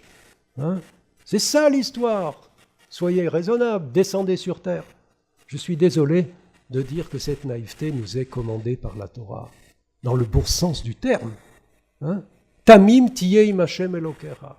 En hébreu, il n'y a pas d'autre mot pour la naïveté. Bien sûr, les Israéliens aiment dire naïviout, la naïviout, comme beaucoup d'autres choses. Ça fait plus juif, naïviout. Mais c'est tamim, tiyeh im Hashem Elokera. Eh bien oui, c'est une naïveté de citer des versets qui disent paix, paix, shalom, shalom, au lointain, au proche, dit Dieu, et je le guérirai. Et malheureusement, lorsqu'en Israël on dit shalom, on dit gauchiste. Vous êtes gauchiste. C'est shalom, c'est shalom bimromav, quoi, je suis gauchiste. C'est shalom ouya, c'est shalom aleinu. Ouais. Mais c'est ça, parce que tout est politisé dans notre monde, tout est modelé par une affirmation politique, donc on ne peut même plus dire ce mot. Vous savez, il y a tellement de choses qu'on ne peut plus dire en hébreu en Israël. Par exemple, si je dis « mais il y a toujours un futur », Yesh Atid, on dit c'est un parti politique en Israël. Ou alors je leur dis « mais allez de l'avant, Kadima, ça c'est un ancien parti ». On ne peut plus rien dire. Je dis « non, bon, l'essentiel c'est quand même la maison juive, Abayit Hayoudi ». Il y a aussi un parti là-dessus. Il n'y a plus rien à faire. Donc, soyons naïfs quand même, prononçons ces mots, délivrons-les, je dirais, de ce carcan idéologique et politique. Rendons-leur sens, comme si c'était la première fois. La présence de Dieu ici-bas, avec tout ce qu'elle implique d'exigence, de justice, de respect de la dignité humaine et de la liberté inaliénable des humains, ce n'est pas assuré. Ça ne l'a jamais été. Ce sont des valeurs, et les valeurs, à la différence des idées platoniciennes, qui sont bien calmes dans leur ciel, des valeurs humaines sont incarnées par des vies humaines. Donc, comme tout ce qui est humain, alors on peut dire que oui, ces valeurs, elles sont périmées, ça n'a plus de sens. Mais non, elles sont précaires, elles ne sont pas périmées. Elles sont fragiles, oui, d'accord, elles sont fragiles, comme tout ce qui est humain est fragile. Mais comme un médecin va préserver la fragilité du corps humain, il s'agit de préserver le souffle divin en nous. Donc à nous, je reprends cette expression de Manuel Levinas, c'est à nous, c'est-à-dire c'est à moi, d'apprendre à entendre les voix qui requièrent notre assistance, de voir les visages. Parce que ça, c'est la force de l'enseignement de Levinas, de nous dire que le visage ne va pas de soi. Ce n'est pas une donnée physiologique, ce n'est pas parce qu'on est né comme des êtres humains avec 2 yeux et 2 oreilles qu'on a un visage. On a un visage parce que d'autres acceptent, reconnaissent que vous avez un visage. Reconnaissent. Sans cette reconnaissance, nous sommes des êtres privés de visage. Et combien l'ont été, combien le sont de nos jours, ceux qui ont perdu leur visage, qui n'ont plus de visage. Donc c'est à nous, à la fois de faire entendre les voix, soi-disant mortes, de les ressusciter, et de voir les visages, dont chacun est un appel. Lorsqu'on dit que notre culture, notre tradition est fondée sur la voix, et non sur la vision, le chemin, ça signifie que le visible aussi nous parle. Dans ce visible, il y a des voix. Un visage humain, même lorsque ce visage est silencieux, il nous parle, il nous pose des questions, il nous interpelle. Et c'est à nous aussi de nous opposer à toute forme d'injustice, de mépris, de lui opposer la parole ferme du témoin. Témoin, donc pour conclure, témoin de la fragilité de la présence divine dans le cœur de l'homme, de la fragilité à la fois de nos corps et de nos valeurs, mais aussi témoin de la force de ce que Walter Benjamin, je reviens à lui, il appelait d'une façon extraordinaire la faible force messianique. Parce que la force messianique, qui est celle du souffle divin, ne repose pas sur la force physique, elle ne repose pas sur la force militaire, quelle que soit cette armée. Elle repose sur la faible force de notre souffle à nous. Pourquoi cet oxymorone de faible force? Qu'est-ce que ça veut dire, une faible force? Ça veut dire ce que ça veut dire. Ça veut dire que c'est faible, oui, puisqu'on peut exterminer les témoins. Mais c'est fort, parce que ces témoins ont insufflé quelque chose à d'autres témoins. Et Tilsum le disait bien, elle disait, mais même si moi, je ne devrais pas survivre, d'autres le diront à ma place et continueront ce que j'ai dit. Donc, cette faible force messianique, même la mort, même ce qu'on appelle l'anéantissement, comme le disaient les Allemands, Vernichtung, même l'anéantissement, aucune force au monde ne peut l'éteindre, et en ce sens, elle est divine. Car, et ce sera mon dernier mot, c'est Shir HaShirim, le verset du Cantique des Cantiques, cité à la fois par Rosenzweig et par Lévinas, Asa kamavet Ahava. L'amour est aussi fort que la mort. Et avec son humour caractéristique, Vladimir Jankélévitch disait, il n'est pas écrit dans ce verset, l'amour est plus fort que la mort. Ça serait une naïveté, je dirais, coupable, de dire l'amour est plus fort que la mort. On ne peut pas arrêter toujours le bras des criminels, mais il est aussi fort que la mort. C'est-à-dire la mort ne ferme pas la bouche à l'amour. La mort ne ferme pas la bouche à l'amour. Et c'est notre rôle à nous de faire entendre cette parole d'amour. Merci.